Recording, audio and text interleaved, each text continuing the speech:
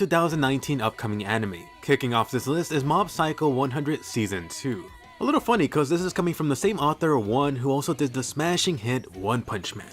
Mob Psycho Season 1 came out back in 2016. It told the story of this overpowered psychic user Mob and about his normal everyday life. It was like One Punch Man, except if he was a psychic type. Mob Psycho Season 1 was quite a spectacle visually, and oh, that kick-ass opening theme. With Mob Psycho Season 2, Mob returns to fight some more superpowered and supernatural beings. And by the way, I have read the manga, so I could tell you that Mob Psycho Season 2 should wrap up Mob's supernatural adventure. It'll have this nice broccoli bow at the very top. You can be sure that your eyes will orgasm the second time from this high quality animation. At least I hope so. At number 9, the Konosuba movie, which is actually titled Konosuba the Crimson Legend. Did someone say explosion? Are you ready to go back to Fantasy Australia with the Useless Bunch? Megumin, Kazuma, Darkness, and the Useless Aqua are ready to go back into debt one more time. This time, the more developed Megumin counterpart, and I'm talking about Union in case you forgot about her. She's got the great misfortune to join up their party. The awesome part about this is that they actually just released the first official trailer on Christmas. Go ahead and check that out, I did a whole breakdown on it. It's very much looking like for this Konosuba movie, you're gonna have the useless guys traveling back to Megumin's village. In other words, they are moving forward with the canon Konosuba story past Season 2. That's right, this Konosuba movie is not only gonna be canon, but very likely a setup for Konosuba Season 3 and Season 4. You could expect the Konosuba Season 3 announcement or cliffhanger at the very end of this movie. Talk about hype. Next up at number 8, The Promised Neverland. This is actually one of the few anime series coming next year on my list that's not a sequel. This is finally the weekly Promised Neverland series getting its anime debut. To be honest, I've been trying really hard to stay in the dark about this new series, but that has been extremely hard. I keep on hearing nothing but great things about the Promised Neverland manga. I've seen a lot of people comparing this to top series like Death Note or even Attack on Titan, so that's definitely fueling my hype even more for this. That being said, I do have a couple of concerns. The first is actually a minor one, and that is, let's just say the unique characters designs for its cast, which is both good and bad in my book. For the longest, I really wasn't sure whether the main character Ginger was a girl or dude, and honestly, I'm still not 100% sure. Either way, I'm sure that their looks will grow on me. Besides, story is most important.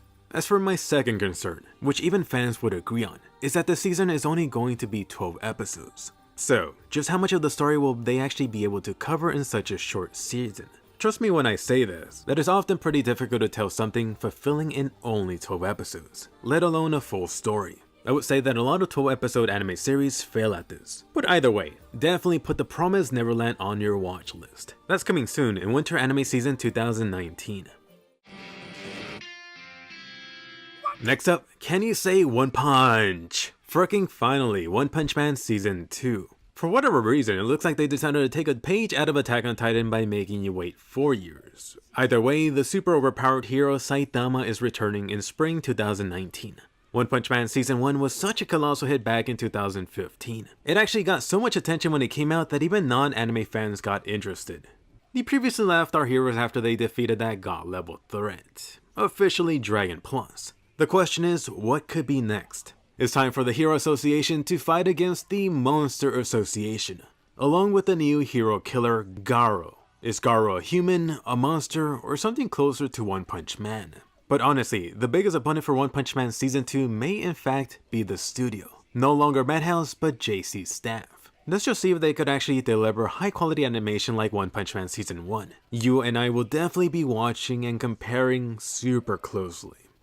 Next up at number 6, Isekai Quartet, which is really the crazy idea that came out of some drunk executive asking the question, hey, wouldn't it be fun to see ReZero, Konosuba, Overlord, and Tanya if they all took place in the same Isekai world? Technically, ReZero and Konosuba already had their own crossover title adventure in the manga, not to mention that Konosuba cameo in the ReZero anime. But now you're gaining +2, the Boner Daddy Ainz with its Overlord cast and the little evil Tanya. I'm not sure whether to be more surprised about Overlord or Tanya. This Isekai Times 4 adventure actually got announced at the end credit scene for the recent ReZero special that hit theaters. The only question is, what exactly is going to be the story? Are they going to be fighting? Because you know who's going to win. Either way, I personally just love this idea.